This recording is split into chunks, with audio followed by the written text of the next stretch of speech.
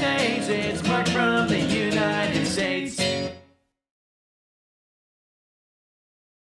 Good morning, good afternoon, good evening. Mark from the States. How are we doing today? I am doing fantastic. I hope you are as well. Christmas crackers. We just did that Jules video, and they were talking about it, and so it got me thinking, what the heck? Where did Christmas crackers come from? He briefly talked about it in that video, but it just so happens the History Lord, who I thoroughly enjoy, please go and support his channel. I say this all the time. It's got to be said, though. Go and support the original content creator. Because of them, I'm able to learn, and you're all able to come and watch with me and maybe catch something you didn't know. Anyway, we just did a video with Lord Hume, I believe his name is, on the history of the monarch's Christmas speech. Well, he has one on the history of the Christmas crackers. I'm going to find out exactly what the deal is with this kind of a silly thing, right? I mean, it's silly, but it's awesome. I mentioned in the last video, we just started relatively new tradition at going to my sister's on Christmas morning-ish. And we pop our own crackers and put on the hat and all that stuff. When we first started doing that, I had no idea where it came from or what it was. I certainly didn't know at the time. This was, I think we've been doing it now for 6-7 years. I didn't know at the time that it was, a British thing. I had no clue. But now I do.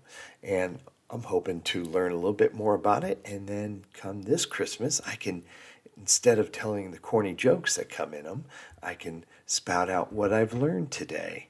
And boy, they'll all go, "Oh, Mark, you're so smart. You are such a benefit to our family." Okay, enough of that. Big fake couch, you know the drill. Let's learn about the history of Christmas crackers, shall we? Welcome to the History Lord, and a very Merry Christmas to all of our viewers. Now, this time last year, we had a very special guest, and we were interviewing the big man himself, Santa Claus.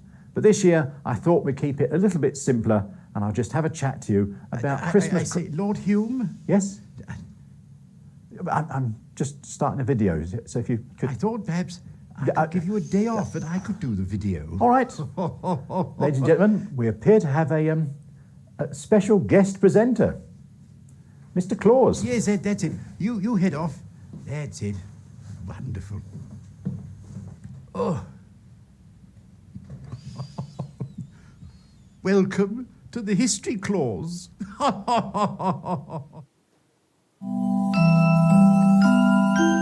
I love it.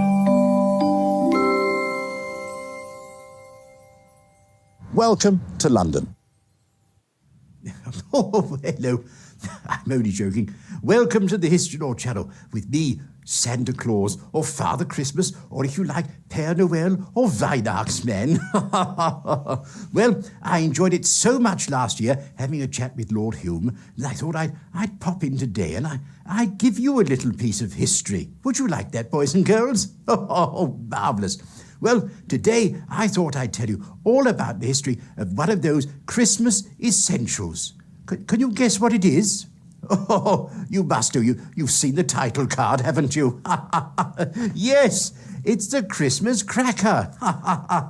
Well, these wonderful things were invented by a young man called Tom Smith back in the 1840s. Yes, a long time ago. Well, Tom Smith was a young boy who was born in London in October 1823. 1823. That was the same year that a certain poem about yours truly came out.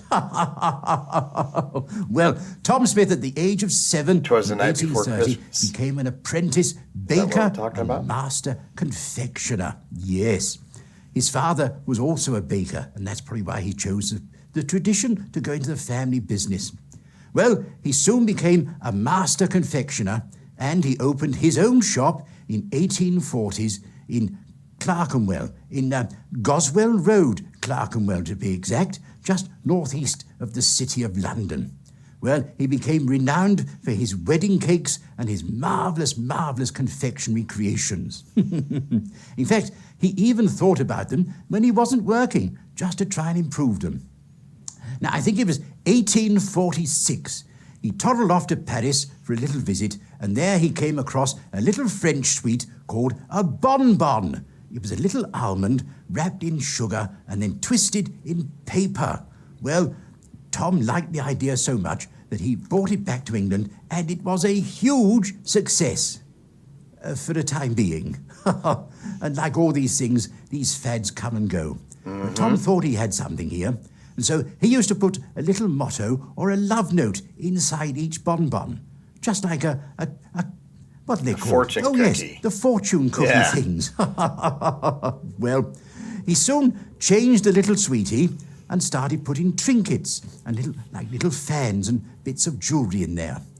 But it was his son, who was called Walter Smith, who had the idea of making the bonbons slightly bigger, especially when they wanted to put the little crack inside. Now, there is a myth going around that it was Tom who put the crack in the cracker because he heard a fire roaring one day and the crackle of all the logs on the fire gave him the idea. Well, I'm sad to say that is just a myth. There was something that had been around for decades called Waterloo crackers, and they came out around about 1800 to 1802, and they were actually silver fulminate. When you scraped it together, it actually made a cracking noise.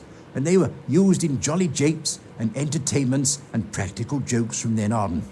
But it was Walter Smith, Tom's son, who originated the cracker as we know it today. Now, Walter took over his father's business when his father passed away in the 1860s. Now, the cracker as we know it today has the snap, this tube, a motto, a little gift, and the paper hat. Now, Walter travelled all over. And what's the deal with the paper hat? Just something that stuck. It was easy to put in there because you could fold it up. I wonder if, hopefully he'll say why the paper hat, but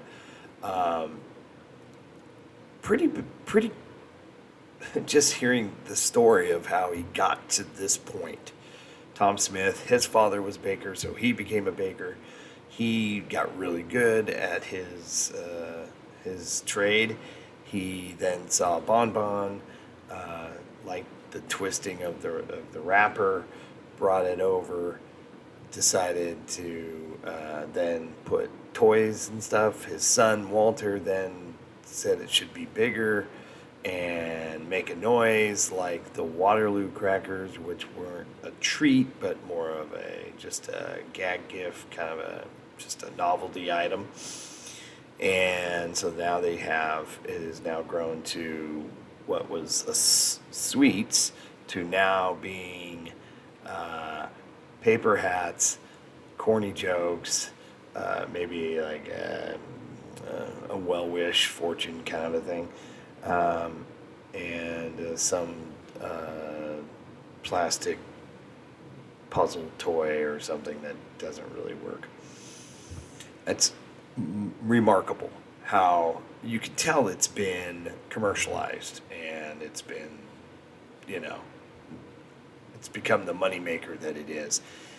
And for whatever reason, they're still so popular and it's become tradition throughout, not just in your part of the world, but the whole world. Heck, I do it every Christmas morning now for the last 6 years at my sister's house. What the heck? I love it, though. I absolutely love it.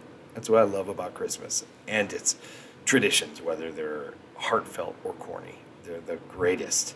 The world, to Japan, America, across Europe, to find the finest gifts to put in his crackers. The finest gifts. Now, Tom Smith's crackers Back are then, still yes. around today.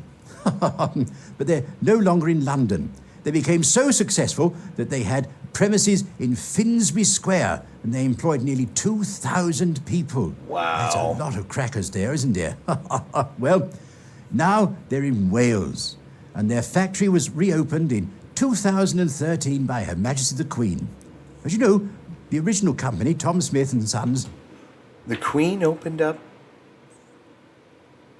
the new factory. Wow, that's so cool. That was cool. Have had a royal warrant since 1906. Well, there you are. What's a royal warrant? You'll have to let me know. Is it just like this has been blessed by the Queen, or that sort of thing? Cool. You'll have to let me know. That's the story of the Christmas cracker. And we've all had them, and we all pull them on Christmas Day, don't we? Well, I hope you've enjoyed this video today, and I do hope that you enjoy the videos all year round that Lord Hume and James makes. I do. I think they're rather Thank good. you. Mrs. Claus and me do like watching them. If you want to know when they're uploaded, why not subscribe to the channel? There's a little bell just down below where you can hit to see when they're uploaded. And if you want to see what they do outside of these videos, then why not have a look down below and see about James's YouTube channel. That's called Last Line Films. He's always behind the camera. Yeah. He's always on the nice list, I think. And if you want to do one of Lord Hume's walking tours of London, then go to historylord.co.uk. I forgot that the History Lord does walking tours as well. Interesting little tale. And it's not very convoluted, which is kind of nice. I mean, it's pretty straightforward. Dad, or turned out to be Grandpa,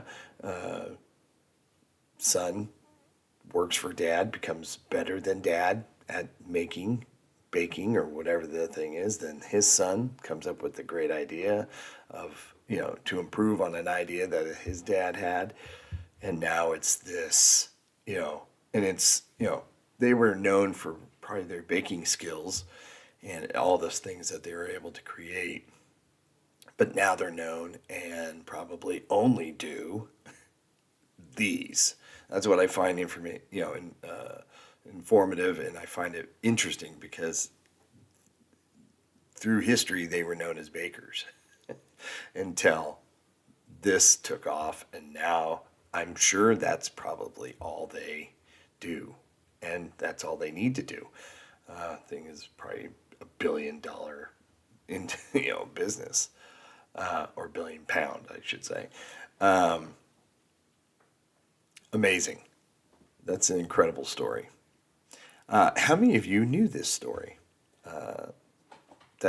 We got, like I said, we had a little taste of it in the Jules Guide one, which is kind of weird now that I've done back-to-back walking tour guides of London videos. I knew that History Lord did those as well, and it just slipped my mind. But very interesting, though.